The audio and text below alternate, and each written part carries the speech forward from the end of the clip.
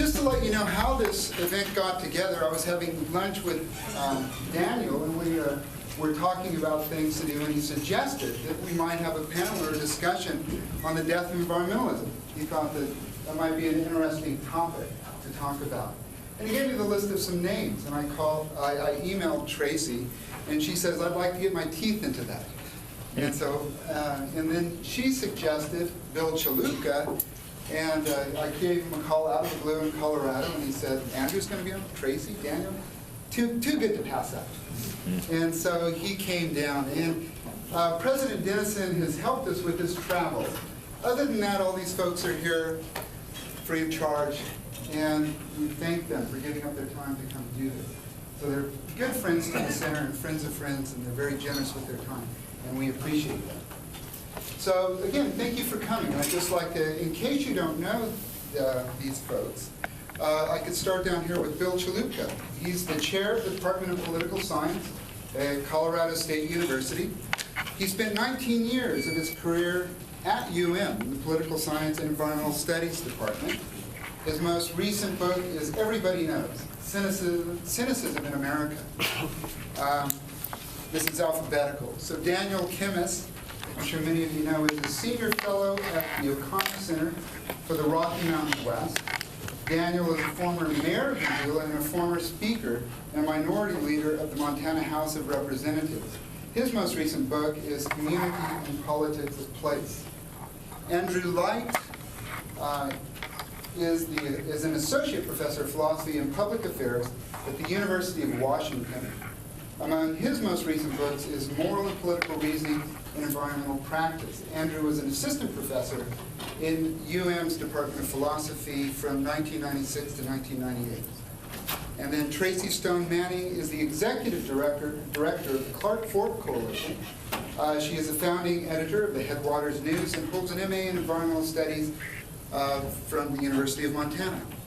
So thanks these folks for coming and taking part. And I actually, this is not my area of expertise.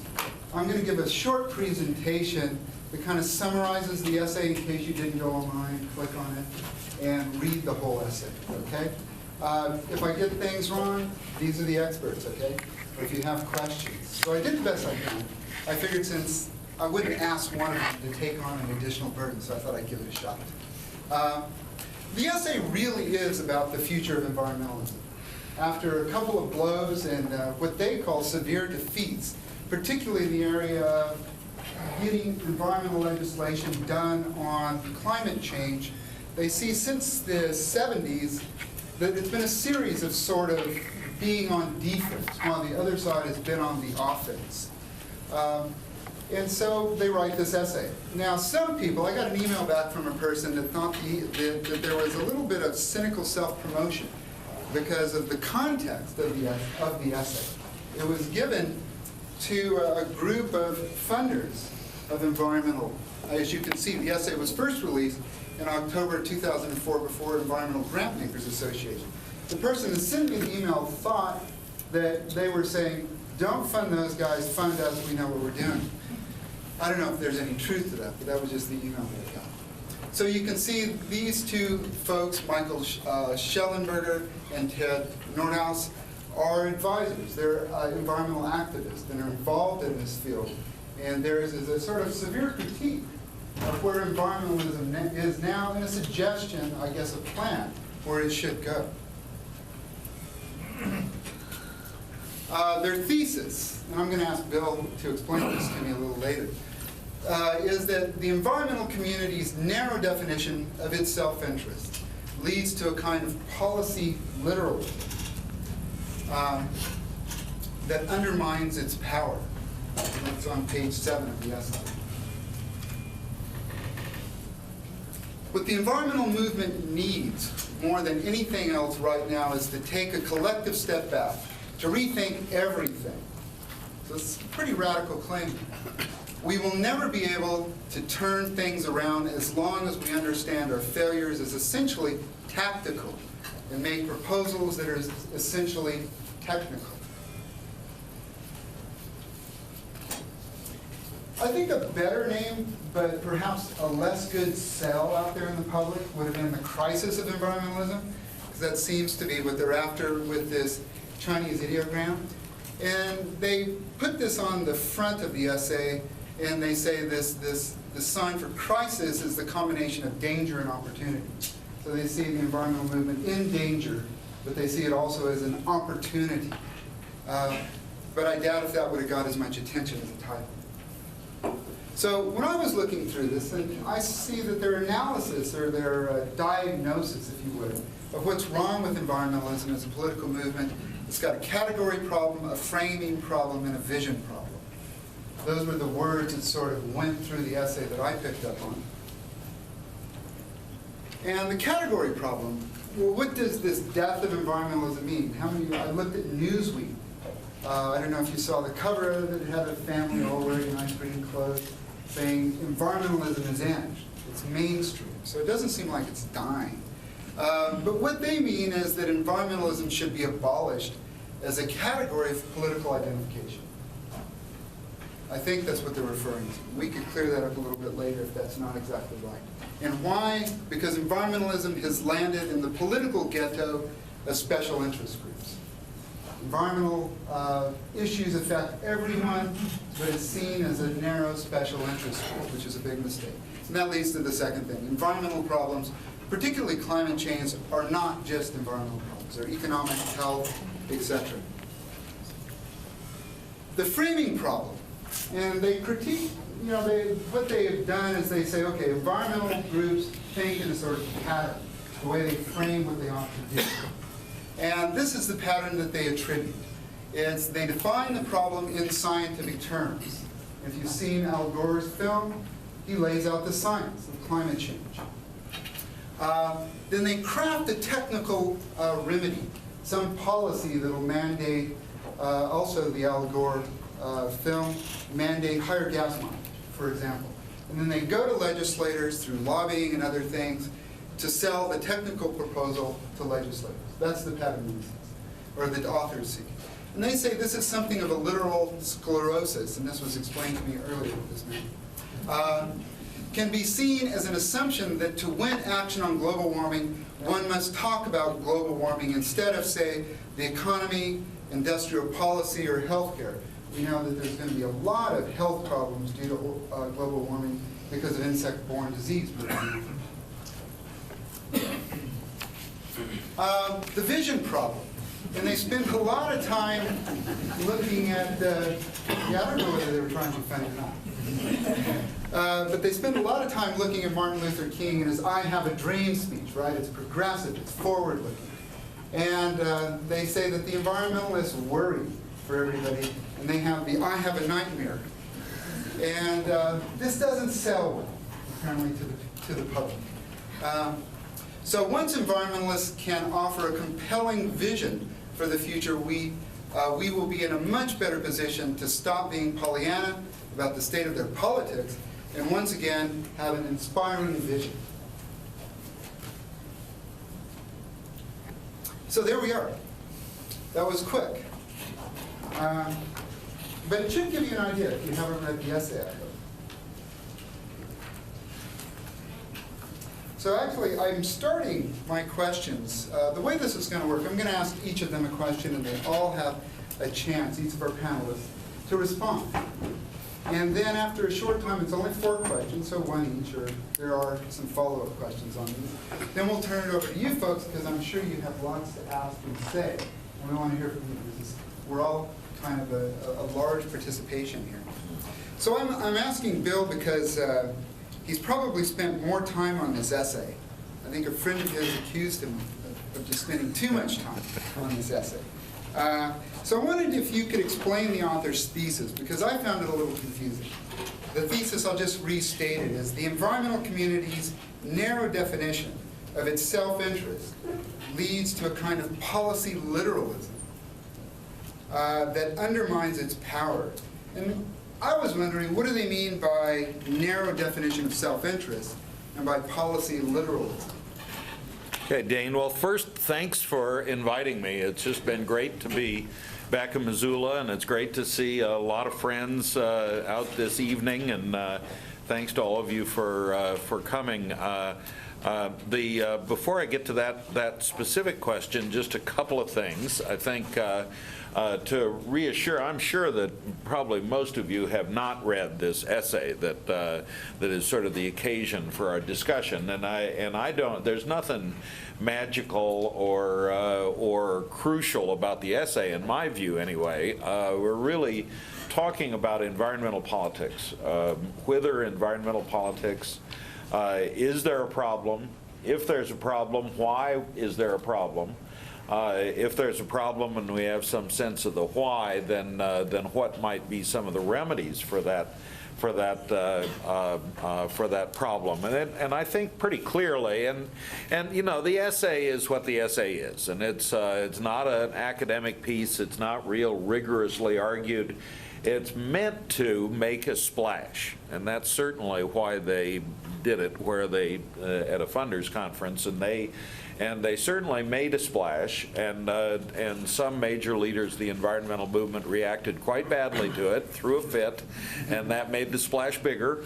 And I think and it was their intention to make a splash, and I know these guys and have talked to them about it, and they wanted to make a splash precisely because they thought that for some reason or another, and they have some ideas and I got some ideas, environmentalism had not been able to have the kind of discussion of strategy, of direction, the kind of clear, hard-headed assessment of its failures that some other social movements in America and elsewhere have had. And so I thought that their intentions with this thing, and I think by and large the essay speaks to this, were just to say, look, for some reason, we can't seem to have an ongoing discussion about political strategy the way other groups have that ongoing discussion. And in some ways, it's probably good. Other groups have torn themselves apart with arguments about ideology, and environmentalism in some ways has been blessed not to have done that. But at the same time, if you're not having a discussion about the politics, about why you're failing, if you're accepting a certain number of answers and just saying, well, stock answer number one, you know, the adversaries are powerful, then that's as a political person, I'm a political scientist, and I've been a political activist too, and it's an unsatisfactory way to answer questions, and especially if you underachieve over and over and over again, which their argument is the environmental movement has done. So, and I think Dane's done a good job of summarizing some of the points that are made. And I think the essay is incomplete. I think there's some other things that should be mentioned and some things that certainly need to be clarified. But I also went through and got 7 or 8 points, some of which Dane has mentioned. The environmentalism has allowed itself to be turned into a special interest, one special interest among many. Instead of a movement, a culture, a way of life, a pattern for the future, it's a special interest in Washington, D.C. and in many capitals and, around the country. It's very narrowly committed to legislative and courtroom remedy. It's fallen into that's a particular way of making political change. It's not the only way, and environmentalism has been quite committed to those roots.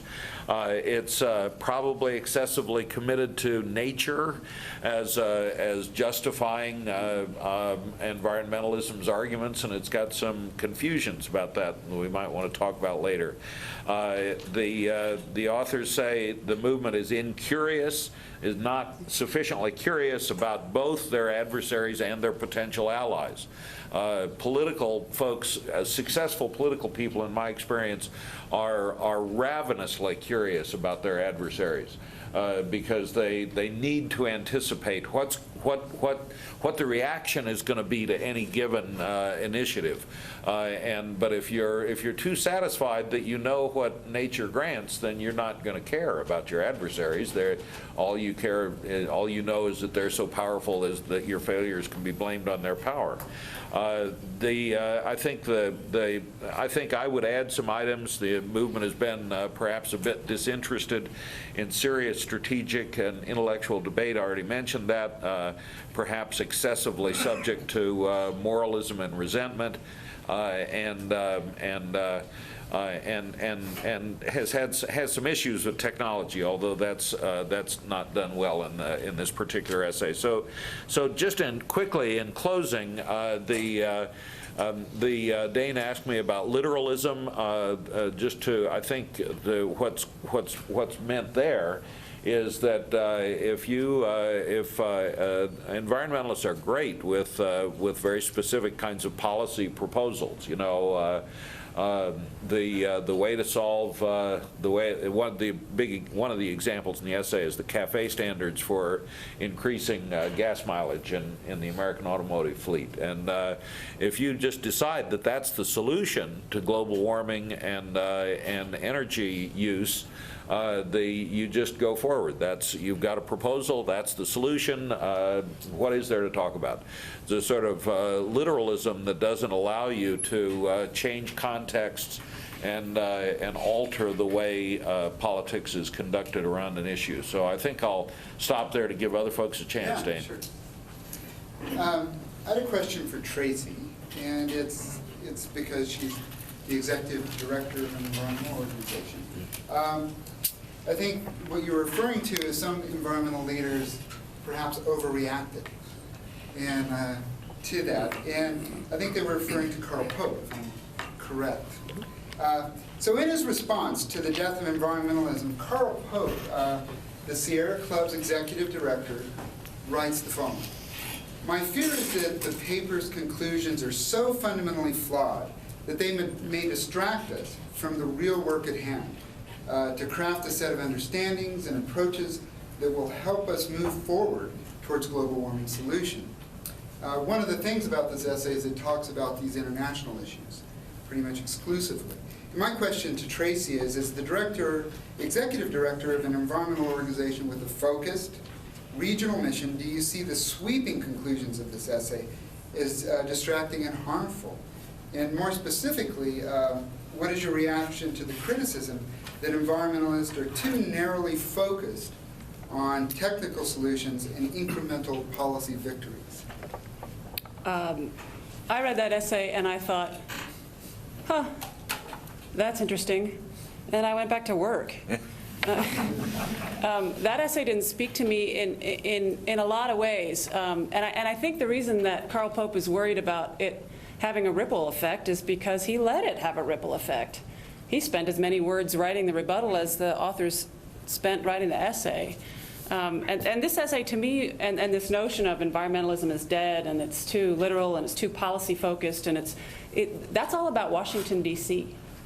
And perhaps that's also about, capitals like the capital of California and some of those bigger states. It's not, there's a whole gulf of work that's happening at the local level, at the regional level, that these guys just missed. Do we do enough of it? Absolutely not. Is it a growing movement? Yes. And the reason why it's growing is because it works. When you start making environmental issues into community issues, they're no longer scary, they get traction, they win. It just flat out works. And so, I read this and thought, well, you guys are doing the same thing that you're accusing the environmentalists of doing, and that's being myopic. They're looking squarely at where policy is made in D.C., and yes, of course, that has real bearing. But is it the whole environmental movement? Absolutely not. Somebody asked me once when I described the work that we do at the Coalition, which is really beyond policy and is really trying to work with people who are not ourselves.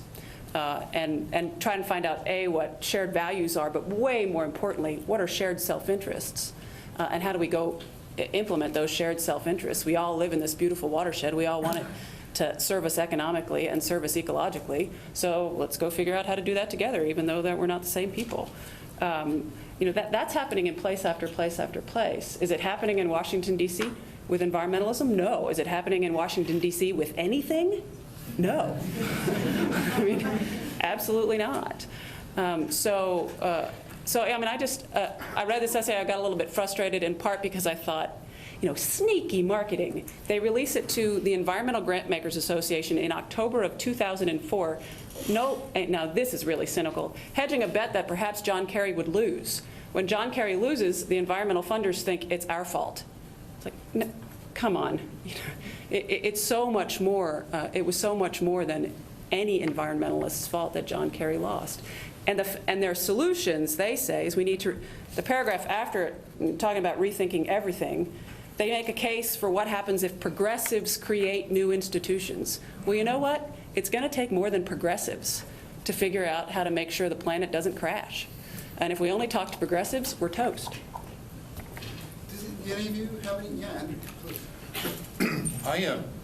There's a very interesting interview with Schellenberger and Nordhaus on the Grist magazine website. People know that. It's a great resource for environmental issues. And at one point in the interview, the interviewer asked them directly the same question: what about local environmental initiatives where there is some success? And they give an interesting response that gave me pause, that I want to hear what your take on it is. And the first one is, Nordhaus says, consider this: most of these local lawsuits are litigating the Endangered Species Act or the National Environmental Policy Act. Meanwhile, under the new Republican-dominated Congress, and it's not that new anymore, it's not inconceivable that we're going to lose the ESA and NEPA. So while we may, with a few more local lawsuits, while we may win with a few more local lawsuits, the entire regulatory framework could get repealed. And I know it may not be the case that the Clark Fork Coalition relies so heavily on lawsuits, but certainly a lot of local environmental organizations in Missoula are actively involved in suing under these statutes. And so it certainly can't be the case that nothing that happens in Washington, that everything that happens in Washington doesn't impact what the success level is for local environmental organizations. The second response that they give is that even if we win all of our smaller, more locally based challenges and get those objectives, if we don't make any traction on global warming, then won't this fundamentally undermine a lot of our successes? Certainly it might in terms of cases of restoration work in Lolo, right, or in the Bitterroot, something like that. If we lose global warming, then a lot of that very hard work is going to go away. I'm always been a sort of a, let's think about local issues. If people came to my talk on Tuesday, they'll see that. But I think this is an interesting reply that they give that deserves some response from local environmental groups. Dan, you wanted to say something? Oh, actually, I had a question for Tracy, but just on this before Tracy takes it on. I think it's so interesting that when he talks about local groups, all he can think of is litigation. Yeah. Where did that come from?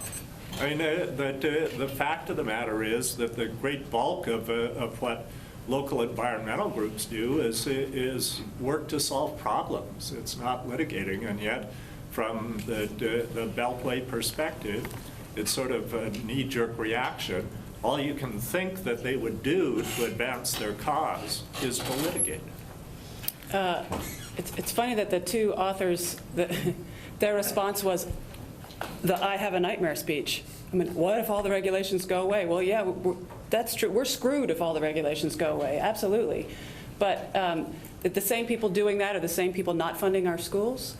So people do not have educations in science, so they can't then make informed decisions about whether their policymakers are making good calls because they don't know the science. These are the same people that are making the country more poor, and when you're poor, you can't make good decisions about the place in which you live. Yes, it's a problem, absolutely. And does it need to be addressed? Absolutely. Is it all on the shoulders of environmentalists? Absolutely not. Should we work in coalition with as many people as we can to say, we're on an insane trajectory, let's fix it? Yes. And as far as the litigation stuff goes, we have a staff attorney. He's here. We have exactly one lawsuit going right now. because we had no other choice. Because an agency said, we're going to put a mine under a wilderness area. And we'd done all the 20 years of advocacy to try to make that not happen, and it did. So, but guess what gets the headlines? Clark Fork Coalition sues. Yeah. You know, so in part, I think that's why the perspective is there, because that gets headlines, because controversy is sexy, collaboration is not. No, go ahead, So Dan. then my question was, you said that when you make environmental issues into community issues, it works. Mm-hmm. Can you give an example of that? I hate to sound so parochial and at home, but I'll give the one I know best, Yeah. which is the Milltown Dam example. The second that whole issue, which was about so many things, but a lot of people thought it was about fish, the second that that became an issue and that the community decided, what do we want the future of this confluence to be like for public health, for financial security, for fish, for everything, when it became a discussion that the community had in coffee shops, we won. When the Rotary wrote a check for $5,000 to the Clark Fork Coalition to educate people about the issue, 18 months before we knew we won, I thought, it's going to work, you know. So. Did you have a comment on this? Well, yeah, and I would stipulate that Tracy's work and the Clark Fork Coalition is the exception that proves the argument. They don't behave like environmentalists, and there are, and I've actually been trying to figure out. I tried to get a conference together so Ted and Michael could hear Tracy's story from her rather than from me. I think there are lots of local groups who behave in most of the ways that the essay details. And the essay does have focus on lobbying and technical solutions that probably doesn't involve local groups so much. But I think there are lots of local groups who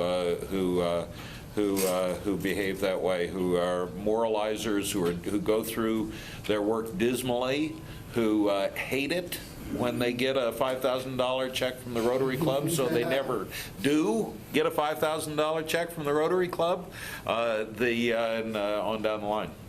Well, this may lead into my next question. I sent an email to the panelists asking for questions, and Tracy used a term that I wasn't familiar with, and that was that the word of God syndrome, which you sort of accuse them of, and kind of playing into this. Now, explain that to me. I really wasn't sure what that meant. I think we as environmentalists are often guilty of using what I call the word of God syndrome. We are so right that if we just put one more fact out there, surely we're going to convince people because we're so right. And being right all the time is just not very interesting to be around. Just isn't. So people tune you out. And do we love to be on the moral high ground? Of course. Do we try to keep that within the office walls? Yes. I mean, but that sense of, okay, if they only understood what I'm trying to say, instead of if I only understood what he's trying to say, then maybe we can figure out where that middle ground is. And it's because it's values-based work. It's because it's righteous work. It's because you gotta be righteous about something because it's not the paycheck. I mean, but it's a real failing. Yeah. Any of you folks want to comment on it? I'll move on to Daniel. Okay. My question to Daniel is the following. In your work as a political philosopher, you focus on the vital importance of local and regional politics. The essay's critique of the current state of environmental politics, as everyone should be aware of now, strictly focuses on national and international politics of climate change. Does any part of their critique apply to local environmental politics of this particular region? Well, it struck me as I reread the essay that it's trying to figure out sort of what might have gone wrong with the national environmental movement And so the essay focuses on environmentalism as the problem. It never occurs to the authors, as far as I can make out, to ask whether nationalism might be part of the problem. In other words, they never ask whether the degree to which we have nationalized the environmental movement is itself part of the problem. And I want to suggest that it is. In doing that, I don't mean to suggest that there's no role for national environmentalism. I think there is. But if the movement is at a sort of crisis, and the crisis is an opportunity, then part of the opportunity might be to ask, okay, if we sort of swung too far in the direction of nationalizing the environmental movement. And I would suggest that if you just think about some basic principles of environmentalism, that you might come to the conclusion that indeed we have. First of all, environmental problems are almost by definition focused on some place. Some places are big, like the globe. Some places are very small, like watersheds and subwatersheds. But they're always almost about some place. And whatever else the United States might be, it's not really a place in any kind of bioregional terms. So you've got an arbitrarily defined jurisdiction trying to address problems that are by their nature place-based. So there's a problem right there in having so thoroughly nationalized the environmental movement. Or look at it this way. Anybody who studies ecology knows that diversity is the absolute essence of the strength of ecosystems. And yet a national approach, almost by its nature, drives out diversity in terms of the kinds of solutions that we try. Just look at national fire policy. If we had never had a national fire policy with regard to forests, what we would have had is a lot of experimentation with different ways of dealing with forest fires. And some of them would have worked and some of them wouldn't. No, we have a national forest policy, national fire policy, and it becomes a sort of long-term disaster. Another way to look at it is that local knowledge grows naturally out of the way that people inhabit ecosystems. And that local knowledge becomes fundamentally important as people try to care for those ecosystems. But a national approach tends to downplay, I would say radically, the importance of local knowledge. Finally, I want to suggest this, that the nation can't run the Bitterroot National Forest or any other national forest. You simply can't run a place like the Bitterroot or the Lolo or the Kootenai or any other place by giving everybody in the country an equal say about how to run it. Now you can try, and if you try, then what you get is that the federal courts run the forests. Now Judge Malloy, I have a great regard for as a jurist. He is a very good judge. I think he makes a pretty poor regional forester. I don't think he really wants to be the regional forester.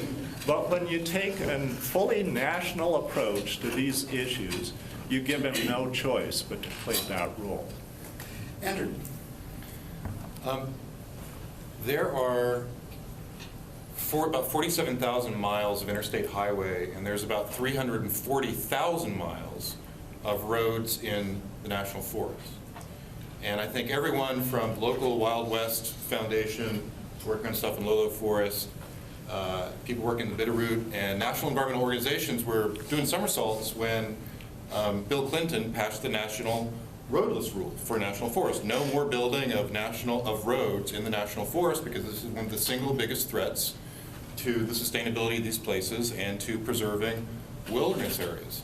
Now George Bush has overturned the roadless rule and sort of gone through a process of devolution that sounds pretty close to what you're advocating, Dan. He says now that every state governor is going to get to decide with their regional forestry superintendent whether or not to continue enforcing the roadless rule. So now we have effectively 50 separate state policies on how to regulate the national forests rather than one national policy on this critical issue. So how does that fit with the idea of getting away from nationalism in environmental policy? Well, the sagebrush rebellion approach to devolution has always been to turn it over to the states, and the Bush administration couldn't get an inch away from that outmoded approach. And so I think it was foreseeable that turning something like that over to the states was not going to be an effective way to do it. But in fact, neither was Clinton's approach. I mean, you take this heavy top-down approach, which the Pew Foundation generates how many million postcards that create this illusion of this widespread support. You push it through, you get it reversed, you're nowhere. There's got to be a better solution than that. Well, I see you running. How do you do that? Well, Dan and I have been talking about this for a very long time, and I can't help it. I've got a new example. I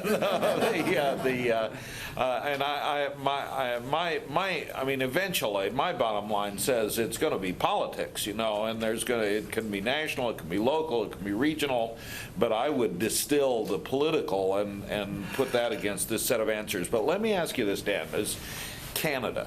I love Canada. I don't know about you all, but I think Canada is just great. The people are more liberal. They're more communitarian. The land is beautiful and they love it. They're just decent. Do you have any idea how wretched the environmental situation is in Canada? And I mean wretched. I mean, it's what Utah and Wyoming wish they could be. And it's not because they're not liberals, and it's not because they're not wealthy, and it's not because they're not communitarians. It's because federal policy has been impossible to do in Canada because of the argument over separatism. It's basically been, I'm generalizing a little, but it's been essentially impossible to do federal policy. So should we aspire to Alberta's energy policy, Dan? No. No, I don't think we should. But I think we get here, and I agree with you. Part of this is about politics. We've wondered why the interior West had become a one-party region. Well, I would suggest that one of the reasons we had become a one-party region is because the Democratic Party had come to be identified with the national environmental movement, which, if it would do nothing else, it would never trust Westerners with any modicum of control over their own landscapes. Now, what do you expect? How do you expect people to vote when you tell them over and over again, what we don't do is trust you with any control over your own landscape? So I think there's got to be a balance there somewhere. That's a great example, and I'm with that explanation 100%. I ask one more question for Daniel. If you want to postpone it until later, it's on the global climate change. And it is essentially a global or international issue. And the question is, how can local politics contribute to addressing the global problem, since the authors have put it strictly on a national and international scale? Well, yeah, let's postpone. Let's postpone it. Yeah. But I'm sure it's a good one we can come back to. So we'll finish up with Andrew here. I think we'll open up to you folks. One of the author's criticisms is that environmentalists fail to frame environmental problems in terms of core values. And they say that the conservatives have been able to master this trick, and that's why they're on top. I thought Al Gore's illustrated that in this point in his film, An Inconvenient Truth, when I watched it the other night at the moment. The majority of the film dealt with the science and consequences of climate change. Ethics was included, but more in the background and less developed. He sort of hand-waved a couple times, it's a moral issue, and then moved on to the science and consequences. So my question to Andrew, is it true that environmentalists don't talk enough about values, and that they lack a coherent and compelling moral vision? So it's two questions. Well, I wouldn't say that we don't talk enough about values. I would say maybe we don't talk enough about the range of values that people hold important to them, and we don't sort of take seriously enough that these values are important to people and that there are important things that environmental issues raise and question about those values. I mean, when it comes to the climate change issue, all throughout this essay they're hammering, all people are talking about is technical solutions and strategies, and they're not talking about the big sort of moral consensus that's going to be needed to take on climate change. And there I think they're being very unfair, because the reason environmentalists have talked so much about the technical and scientific debate over environmentalism is because we have an administration that keeps sort of saying, la, la, la, la, la, there is no such thing as climate change. Or, taking the notion of uncertainty, right, and saying that just because one or two climate scientists out there are raising some common skeptical questions that any scientist ought to raise about these things, that there's no overwhelming scientific consensus that there is. And in this sense, it's weird, because it's like climate change doesn't get as decent treatment in the Bush administration as intelligent design does, right, or evolution. I mean, at least in the case of intelligent design and evolution, Bush says teach the debate, right? At least there's two sides to it. He's willing to concede. But with respect to climate change, you don't even get a concession that there are two sides, right? Uncertainty means there's no problem. And then we do things like invite, that great climatologist Michael Crichton, right, to testify before the the Senate, and then, I think all bets are off. So it makes complete sense to me that everyone from Al Gore to a good friend of mine at the University of Washington, David Battisti, who's one of the country's leading climate scientists, have had to talk about the scientific concerns about climate. And it's an incredibly complicated issue. One of the things that they do at one point is they sort of say, well, environmentalists should learn learn a bunch of lessons from the right. And one of them was, don't get bogged down in technical discussions, but just go straight for the moral jugular. And they give the example of the partial birth abortion ban, right? And you're kind of thinking, well, banning partial birth abortion is a little simpler in terms of a sort of a technical discussion than all, the argument for global climate change. I mean, this involves, a much more complicated argument. So I think that there's lots of good reasons why environmentalists have had to do this, and they've been backed into a corner. I mean, remember that we had a real estate lobbyist appointed by Bush in the Council on Environmental Quality, whose job was to go through EPA documents and edit them, right? And edit out the conclusions that climate change was happening, it's a human-caused phenomenon, and that there were going to be very bad consequences. And in face of that, I mean, we had no choice. The other thing that sort of bothers me about some of the, and you have to read the essay to get this, but at one point, they have a nice sort of series of questions in one section of the essay. I'll just read you a little bit of it. What do we worry about when we worry about global warming? Is it the refugee crisis that will be caused when Caribbean nations are flooded? If so, shouldn't our focus be on building bigger seawalls and disaster preparedness? Is it the food shortages that will result from reduced agricultural production? If so, shouldn't our focus be on increasing food production? Is it the potential collapse of the Gulf Stream, which could freeze upper North America? And they sort of go on from this. And they sort of claim that the environmental leaders would say, well, look, this is like shallow ecology. You're just looking at the sort of the surface phenomenon and not the root causes.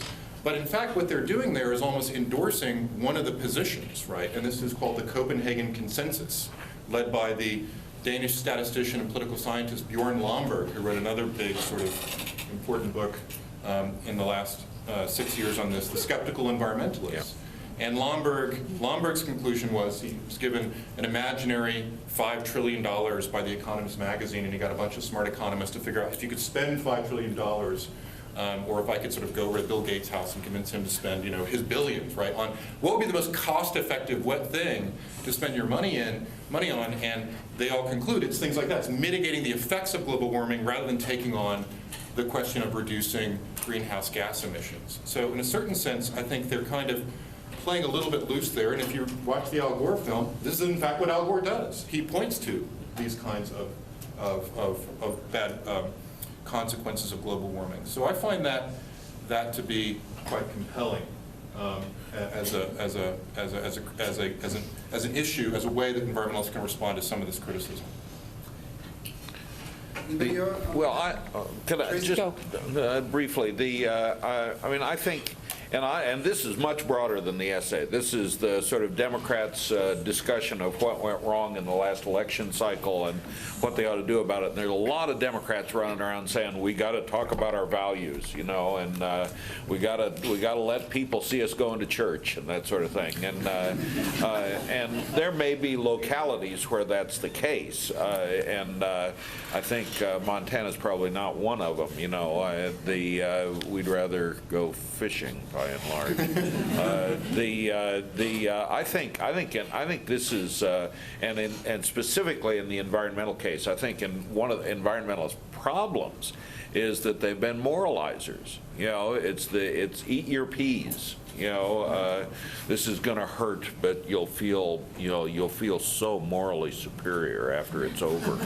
And a politics that's based on that is setting itself up. It's crawling up on the T and painting a big Target logo on its chest, and it's saying, "Hit me!"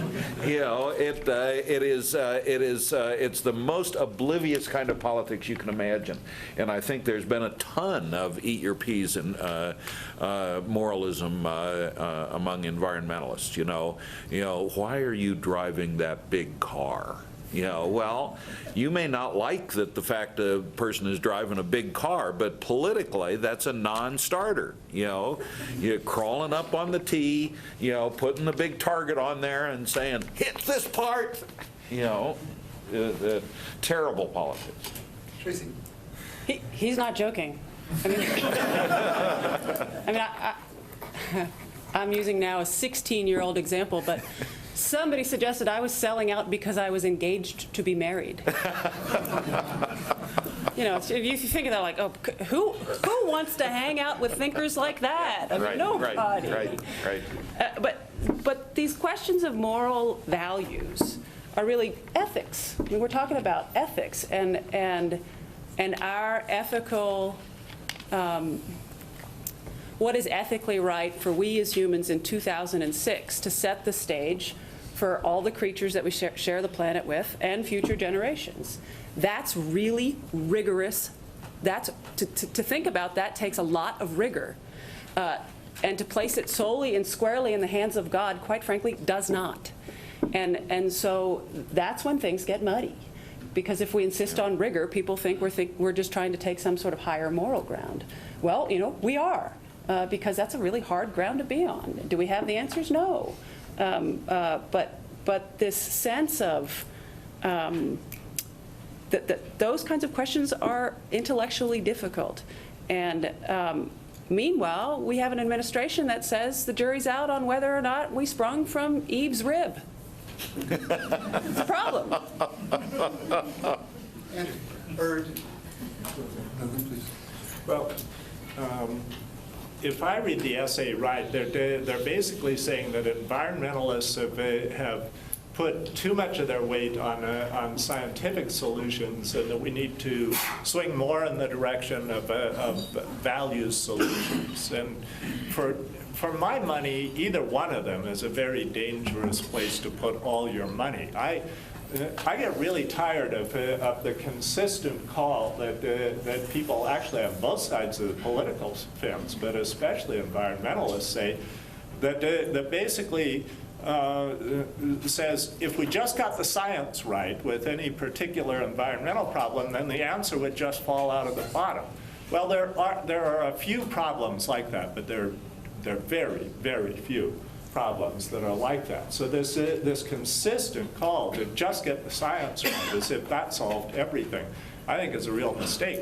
But I think this call for progressives, Democrats, whoever, to come together around a values agenda is at least as dangerous. And I like the way both of you have said it.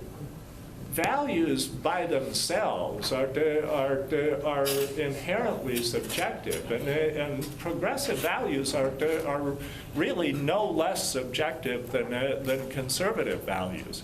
To the extent that you rely on values that sort of come out of thin air, all you end up with is a more polarized situation in which all you can do is count votes, and that's a very dangerous place to be. I'd a lot rather put my weight on people trying to figure out what it takes to live well together in places that they care about.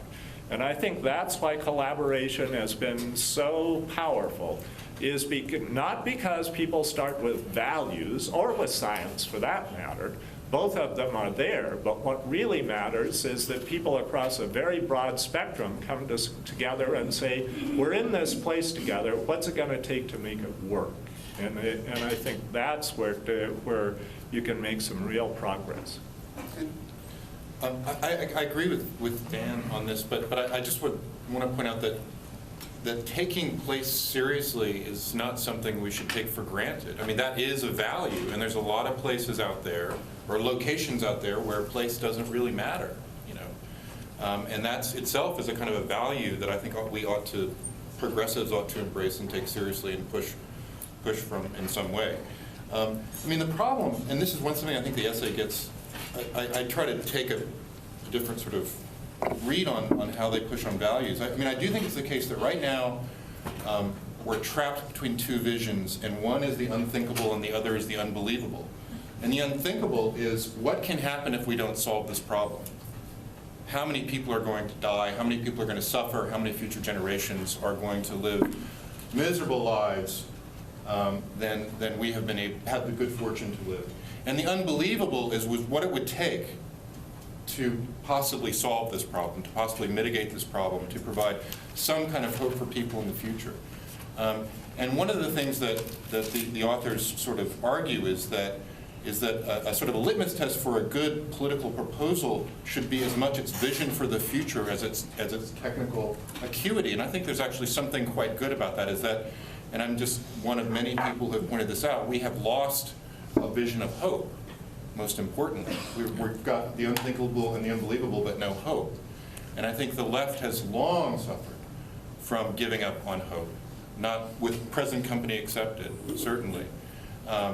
And this is something that we really do have to turn around. I mean, no longer putting ourselves, giving the I have a nightmare speech, but really that we do have dreams for how positively not only we can solve a problem, but actually forge a much more interesting and more beautiful future than we have otherwise seen. I might add that the U.S. News and World Report had an article, Can We Live with Global Warming? How Are We Going to Adapt? So they accept the unthinkable. We need an evolutionary biologist on this panel. If we have any in the room, somebody should speak up. You know, I think it's now time to get you involved in the panel. Yes, in the back. Speak up real loud. Yeah. As far as accusation of myopia in the environmental movement, in the essay it mentions how we just deal with the environmental issue, like we don't deal with the healthcare issue, and it was using the example of the auto industry in the United States and how it has such a huge healthcare burden, and that's part of the reason why the American auto industry, as opposed to the Japanese auto industry, has been so slow to embrace higher fuel efficiency, and the authors were making the case that perhaps if the environmental movement had more of the attitude that if we can find a way to relieve the healthcare burden, then perhaps the American auto industry would have been more willing to embrace fuel efficiency. And so I think like that's an example of where the myopia is getting in the way. So I thought maybe you could address that. So to repeat the question, I think it's the charge that there is some merit to the myopia charge to environmentalists, particularly in this case of healthcare and automakers. Is that right? Yeah. Go ahead. Anybody?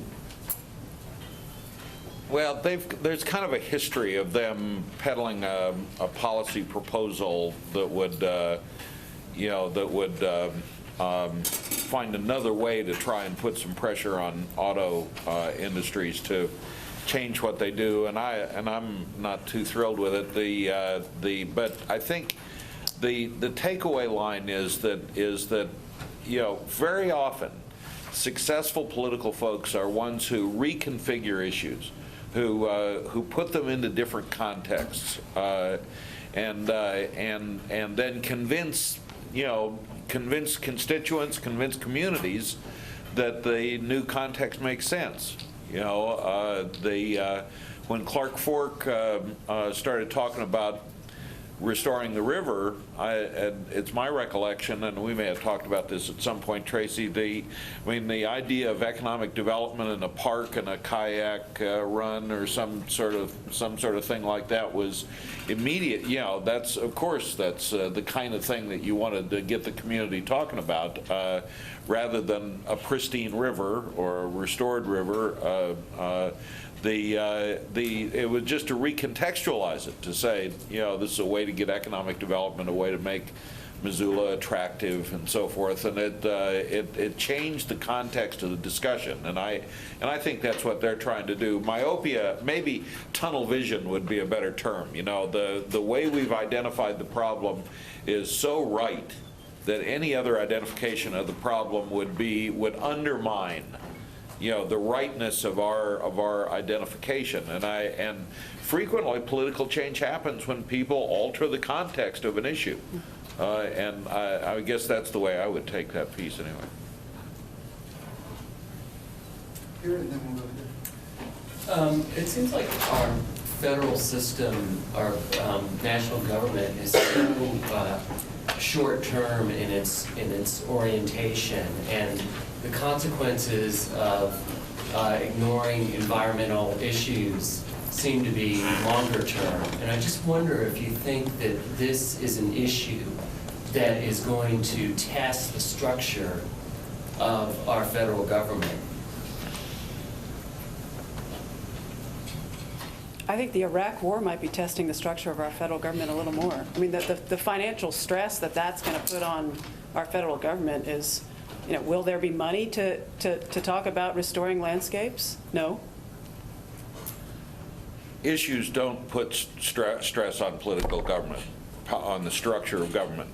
Politics alters the structure of government, and this issue has shown that it's supremely indifferent to, and the government is totally indifferent to this. It doesn't exist. And something that doesn't exist doesn't change government. And I think imagining that the issue will drive us to a solution, although a very popular way of thinking about policy solutions, is almost always wrong. And it's communities, to borrow some of Dan's language, it's communities fixing things, solving problems, talking about how to address things. It's communities that raise issues and solve problems. I can't think of a single issue that ever drove anything to change. It may seem like a fine academic distinction in the worst sense of the term academic, but I think it matters. Dan? Well, I understand that. What I wonder, Bill, is whether, because this really is a global issue, whether it is not going to put pressure on our capacity for global governance. And I think there have been issues that have changed structures of government. That the Articles of Confederation were found to be inadequate, in part because there were certain things that we just couldn't get done that we agreed needed to be done. And now there are certain things that need to get done at the global scale that we just don't have the mechanism to get done. So, I think there might be a kind of parallel there, where issues like this, crises like this, can maybe push us in the direction of developing an effective global governing capacity, whatever that might look like. Actually, the global dimension of addressing climate change is in pretty decent shape, and it's not the approach I'd have chosen, but it's out there and it's rolling along. The problem is American politics. We're not a part of it. So I thought this was a great essay, and I kind of, listening to the panel, I don't get that sense that you guys think this is a great essay. This is an essay about global climate change. That's the topic. And we have to reduce by 80% by 2050. That's what science tells us. Now, this is not just a political problem, because it will transform politics. Now, after we have solved this problem, we will have a quite different society. So it's not just a political problem, it's a social problem. And I think the essay pointed out very well. We need to create a vision of what that society looks like in 2050. So my question is, what is Missoula, what is Montana doing in transforming its society so that it will have reduced by 80–85% its greenhouse gas emissions by 2050? What Montana is doing is that it is doing a very large part in breaking the Republican hold on the U.S. Senate in the rural West, and that matters, and that has to happen for the United States to get right on climate change. I'm a political guy. I start that way in the morning. You know, I love visiting Missoula, but do you know that you can't get the New York Times here in the morning? Online. You can get it at 12:02 a.m. So you're not doing anything? No, Missoula isn't that's doing something. It's something. It's a big deal. But this is not relevant, because it has to do with each of our behavior. It has to do with how we live in our towns, in our cities, how we relate to each other. It's a social transformation. It's too big for politics. And that's what the essay points out. Well, I have a little different reading on it, I guess. And I think the individual solutions are going to follow community changes and education. And if as long as the environmental movement is really too powerless and too misshapen to take the leadership on this. I mean, look, George Bush got out ahead of the environmentalists on addiction to oil. I mean, environmentalists were left for dead on that issue, and so George Bush gets the credit for announcing American addiction to oil. That's how irrelevant the movement has become. I'm a supporter of the essay.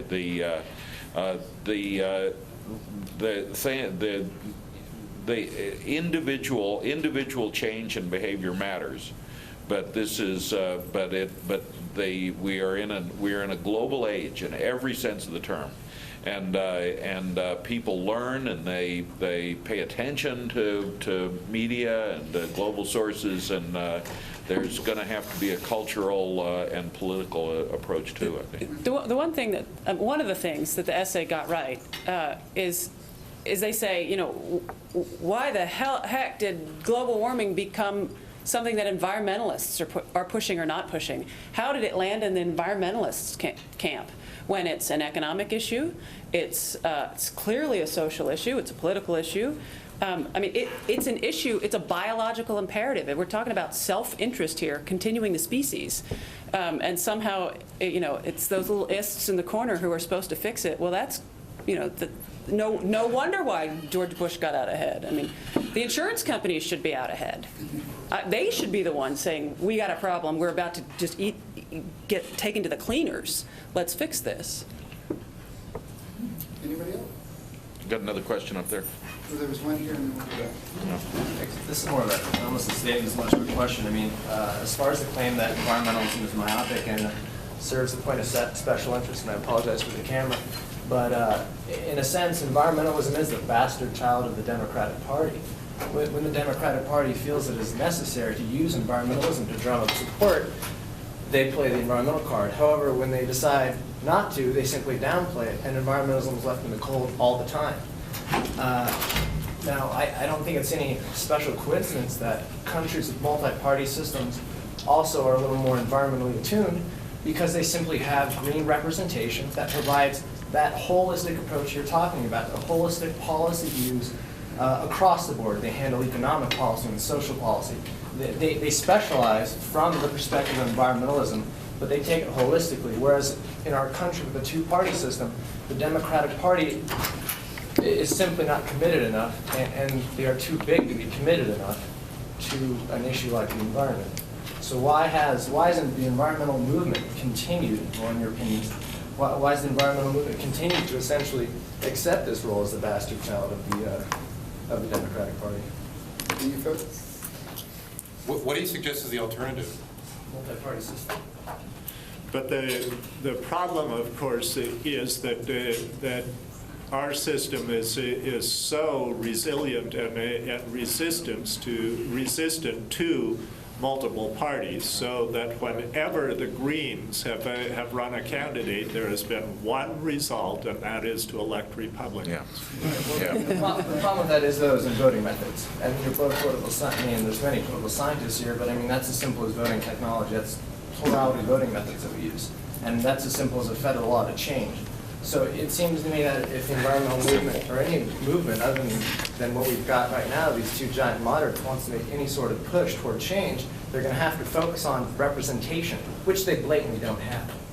And I would say that one of the arguments that's made in the essay is that if you're going to be serious about these environmental problems, you got to look at campaign finance reform. I think that's right, and I think that the point you've just made is equally valid. That probably if you're going to address this whole range of issues, you've got to address some structural issues like the one you raised. Well, and short of that, if we don't change our political system, one way to not be the bastard child for the Democratic Party is to start getting Republicans to do good work. Yeah. I mean, it's not out of the question. It was 30 years ago that the ESA passed unanimously in the United States Senate. Richard Nixon signed it. My mom and dad, God bless them, Republican conservationists. It's not impossible. We just, because we say we need progressive things, we need to take back the party, we as environmentalists need to be progressive, we're cutting out half the country. That's crazy, crazy. Yeah, I want to say, I mean, I like a lot of things in this essay, and I do think that, I mean, one of the things that Bill said earlier, the work that Tracy's doing, I think that it fits entirely within the sort of the scope of what these guys are doing, except I do think that I would like to push them even further. There's one point where one of them, I think in an interview, Nordhaus sort of says, well, I'm no longer going to be an is, I'm going to be a progressive. You know, I'm like, well, is there a big difference between being an is and an if? You know? It's sort of like, I'm missing something here. And Tracy's exactly right. I mean, the authors of this essay say that environmentalism is in a culture war. And I want to say, yeah, we are in a culture war, but we should be working as hard as we can not to make environmentalism a part of a culture war, because the way we solve culture wars in this country, in the classic case is abortion, is we have either a court decision or administration that declares winners and losers. You know, and this is not an issue for which anybody can afford to we can afford to lose. In some sense, even the people who are ostensibly opposed to a lot of the sort of the major changes in environmental legislation that would have to happen to challenge global warming, it is in their interest, right? That this challenge be solved. So I think about things like, I mean, I think it's a bit of a generalization to say that we're at the hind feet of the Democratic Party. I mean, I just don't really see that when I see, what is it? 12 states led by Massachusetts are suing the EPA over regulation of greenhouse gases. And those are governors and attorneys generals from the Democratic Party, some from the Republican Party in the state of New York, right, George Pataki, who are suing the federal government that the EPA has an obligation under the Clean Air Act to regulate greenhouse gases. And that's major, you know. I've worked on these campaigns before when I was a Senate staffer years and years ago, and that's a huge commitment, and nothing that you do for an issue that you don't care about. thought I saw some hands. Yes, please. I have a question, but first I have a response to the gentleman over here. This week, as far as what is Missoula doing and social change, this week there was a hearing in Ravalli County. And Ravalli County has really come together over attempting to limit the size of retail establishments. No more big box stores. I find that incredibly hopeful. I mean, that is something that would really lead to some social change. And that's Ravalli County, who has no zoning controls whatsoever, but they're saying, we don't want a 5-acre Walmart. Thank you very much. And there's hope. I think there's hope. And then that's one of those things. My question is, for you guys, how do nations around the globe perceive the climate change issue? Our country perceives it as an environmental issue. Is it perceived that way around the globe? Or do other nations and cultures, are they perceiving climate change less narrowly focused than we are? It's a little complicated. It's actually perceived as a way to tweak the United States. Oh, it's a dig, huh? Yeah, and it works. And the environmentalists, it's easier to be an environmentalist in Europe. You can say, this'll really, this'll, excuse the expression, annoy the hell out of them over there, Well, I think one of the things that the authors put on this essay is that they endorse something called the Apollo Project, which is a multi-stakeholder, the labor unions and environmental organizations getting together to come up with a series of incentives and a kind of a vision for the U.S. taking on global warming that doesn't involve necessarily just top-down federal regulation. Right? It's very good in that sense. And they want to repackage global warming as an employment opportunity, right? And I think that this is quite interesting and quite brilliant. And I would sort of say it's very close to the way that the EU looks at climate change. Right. And that to sort of see Britain and other sort of members of the EU as just sort of these, either tweaking the United States, or it's partly that for sure, or that they're just sort of naturally more predisposed to love their environment or their places that are important than us, I think is wrong. I think that a lot of the corporations that can provide the technical skills and the equipment to allow people to meet Kyoto targets are in Europe. I mean, those people are set up to make a lot of money if Kyoto is signed by the U.S. and goes into greater compliance. And I think it's a smart thing. I hate to sort of sound like, I think global climate change is this wonderful opportunity. I'm so glad it happened, because that would be kind of silly. And I don't think that's the way they see it, but I do think that that's like repitching it as an employment opportunity is a very good idea. And I'll just give you one historical parallel. I was recently at a few years ago, actually a couple of years ago, I was at a meeting in Hyde Park, the birthplace of Franklin Roosevelt, and it was on the environmental legacy of the New Deal. It was a very interesting meeting. And the reason it was so interesting is because people don't think of the New Deal as like this high tide of American environmentalism. We don't think of it as one of the big chapters. We think of it. We don't think of the interwar period, right, as where environmentalism was really new. We think pre-war, Muir and all those folks. We think sort of after Rachel Carson. We don't think of the interwar period. We lose it. But of course, most of the parts, like a lot of what we think of today, as all the wonderful things that we have with respect to natural resources and environmental amenities, are New Deal projects. But they weren't thought of as environmental projects, like the Civilian Conservation Corps, which I would, if we could figure out a way to get that going again, I would love it as a national policy. The CCC was pitched as an employment program, right? But what it was is the most far-reaching movement by the American government to improve environmental quality in the U.S. Yes, but a lot of that New Deal stuff that was, that we look at and we say, look fondly at FDR as a progressive, and we are IBS, whether we like it or not, right? And we're disastrous. One can look at the Fort Peck Dam. Bad news. A lot of dams. But so and that talk about a lesson in humility. Guess what? Progressives aren't always right. Of course. Yeah. I saw a hand. Yeah, I was sort of wondering, and given the context, it's quite illuminating where this was presented and everything, and that this is there is a political struggle, at least for funds here that you're talking about. I'm wondering how much is sort of in response to organizations like Sierra Club, WCS, World Wildlife Fund, and sort of their addiction to money for protection and protecting lands, both here and abroad.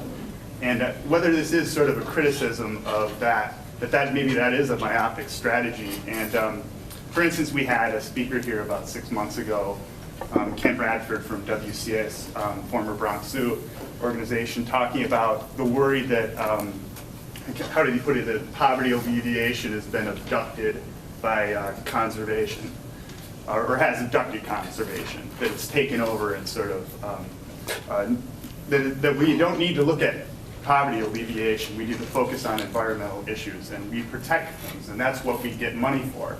So I was wondering if you could speak to that point, and also how this essay is probably a reaction to that, try to pry that money away from organizations like that. I mean, I think that's almost morally bankrupt to say poverty alleviation is God help us, that's taking away from conservation, because one could argue that the biggest conservation problem on the planet, short of global warming, is poverty. Of course, global warming is going to make poverty worse. When people are poor, they get right back into survival mode. And in survival mode, we talk about what's going to help us this week or this month or this quarter. We don't talk about what's going to help our grandchildren. So, I mean, in most of the planet, the biggest conservation problem in all of sub-Sahara Africa, the biggest conservation problem is poverty. So, have we not addressed poverty at the ill of protecting the planet? Yeah. I mean, if we were only working on poverty from today forward, would the planet be a better place? Would conservation happen? Absolutely. Absolutely. You know, you can look at the American West. Are sometimes ranchers forced into hammering their ground because they need that extra dollar? Absolutely. When you start looking at economic solutions, you create conservation solutions. And part of our IST's problem is that we've not looked at humans. Well, you know, guess there's more of us around than anything else that is sentient. Well, not sentient, but that has, you know, big brains and can really screw things up. They're more bugs, but they don't screw things up. Well, this is where I'd like to try to apply the essay a little bit more to Western problems. And I look at national environmental initiatives like what used to be called zero cut, now called end commercial logging. And think about the implications of that for Western timber communities, for example. But also think about the implications, given the fact that the Rocky Mountain West is the fastest growing region in the country. That means we're building lots of houses. I think a lot of them actually have wood in them. So where is this wood supposed to come from? Or the cattle-free movement, trying to get all cows off of federal lands. Well, you know, are there no federal lands that we could either cut trees and make lumber from, or raise cattle on, and preserve some of those timber-dependent or cattle-dependent communities? Well, I spend a lot of my time on the left and right, but not much in the center. Yes? Just kind of tag on to that last comment, is that if we eliminate those other ways of people supporting themselves on the lands, what do those lands end up being valued for but subdivisions? And look at the environmental effects that go with dividing lands up, dealing with fire risks, water quality issues. If you're concerned about roads, go to subdivisions and look at how many roads you have per square mile. So we have to look at this in a much more balanced picture. And the environmental picture needs to be looking at a sustainable environment along with sustainable communities and sustainable economy so we can deal with the poverty. It needs to be holistic, and Tracy, I'd agree with you, it's when we identify environmentalism as only with Democrats, we leave half the country out, and that's a huge mistake for our whole society. Can I follow up on that? And that's come up several times, and here's one thing that I want to say about that. One of the pieces, I mean, just from an environmental politics perspective, looking at the politics, one of the most distinctive features that I see almost nobody, and not the authors of this essay, and it just doesn't, it's the elephant in the room, I think, really, is the resentment, and I've kind of hinted at it a couple of times, but to name it, to give it a name, the resentment strategies, used largely by the right wing and the Republican Party against environmentalists, women, people of color, gay and lesbian people, are not just an aberration. And this goes back to my earlier comment, know your adversary. And I get a little nervous when you all say we're going to start loving Republicans. There's Republicans and there's Republicans. And I think one of the political failings of the environmental movement is to fail to recognize the resentment strategies for what they are and recognize their effect, and to think about a counter strategy.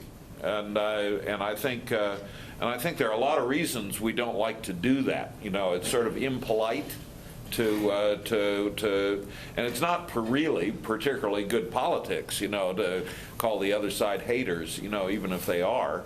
So that means that it's pure politics. There's got to be a political solution devised for responding to those resenters. And Tracy and her work, one of the ways you guys did it was by not being so sanctimonious in the way you approach things, and by kind of inviting people who might have been on the fence to talk, rather than to just, you never, as I said to you last year, you never asked people to join the church in order to be a supporter of Clark Fork. And that's one strategy that, and Dan's point that some of these things work better in local context, that's a strategy that's really effective in a local context. We got a national political context where Rush Limbaugh and especially the Southern Republican Party are feeding from us. We are their cat food. Formulating an environmental politics that makes sense will require doing something about that. And I know I haven't articulated a solution. It's tricky. It's not easy.